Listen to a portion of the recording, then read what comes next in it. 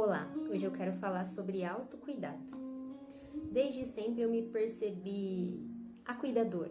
Eu sempre gostei de cuidar das pessoas ao meu redor, de fazer curativos naqueles que se machucavam, de banhar os pés, de ajudar de alguma forma, de cuidar de quem estava doente, de estar perto de quem está doente, de ficar com quem estava doente no hospital, de visitar quem estava doente. Isso até é um costume da minha família, os meus pais são assim. Se tem um vizinho doente, eles vão visitar, eles oferecem ajuda e eles sempre se colocam à disposição e é um traço que se mantém em mim, nas minhas irmãs e na minha família. Porém, eu não tinha um limite nesse cuidado. Como eu comentei no vídeo anterior, que eu sou uma pessoa sensível em relação à dor do outro, eu fui acumulando as dores dos outros.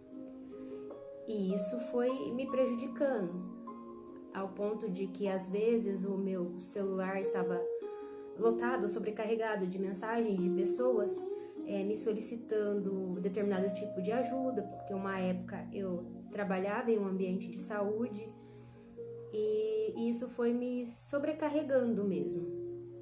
Então, foi um período que eu precisei voltar para mim, o período do pânico, o período da insônia, o período da fobia social. Eu tive que fazer uma autoavaliação, perceber o que era meu, o que era do outro, no que eu poderia contribuir com o outro sem afetar a minha própria saúde emocional, sem afetar a minha rotina, sem me sobrecarregar demais. E isso foi um processo. E quando a gente descobre isso de separar o que é do outro, do que é nosso, até onde nós podemos ajudar o outro sem prejudicar a nossa saúde, nós sempre queremos compartilhar com as outras pessoas, não só em relação a isso, mas em relação a outras coisas que a gente descobre nesse caminho de cura, de autoconhecimento, nesse processo, né? Pois é um processo e é um processo contínuo, né? Eu continuo nesse processo.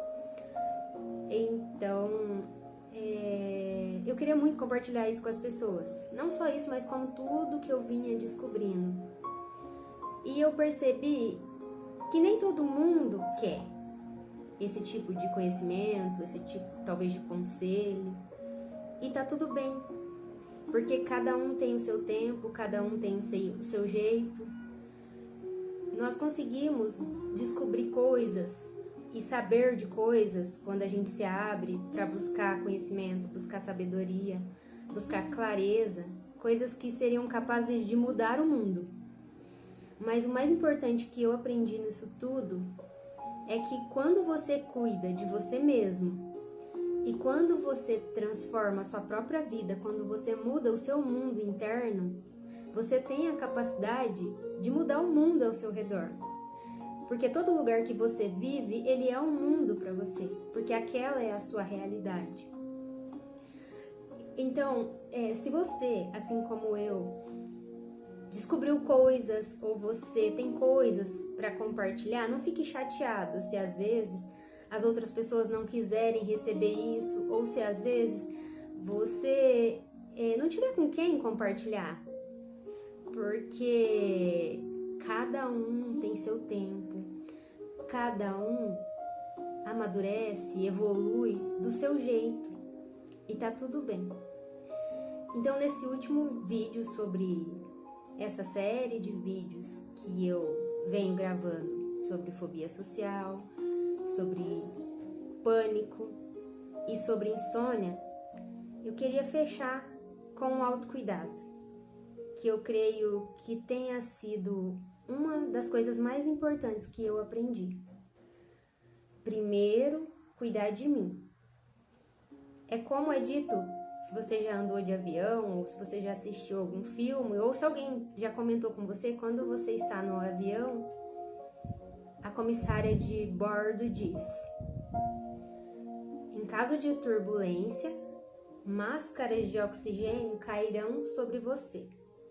Coloque a máscara primeiro em você mesmo, para depois ajudar o outro.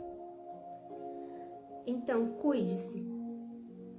Às vezes, um autocuidado vai começar com uma coisa simples, como silenciar a mente, não acreditar em tudo que passa na sua mente, pois nós não somos a nossa mente. Nós somos a consciência que percebe essa mente. Nós somos muito mais que apenas um corpo, de que um cérebro.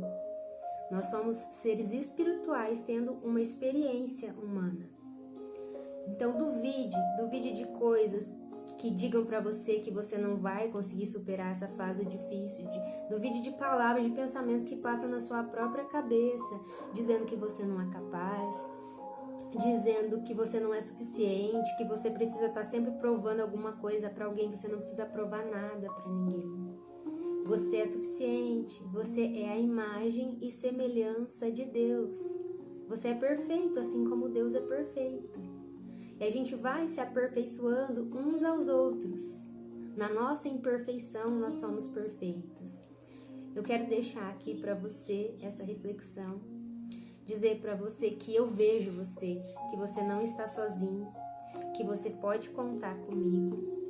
E eu te desejo muita paz e muita luz na sua caminhada. Fica com Deus.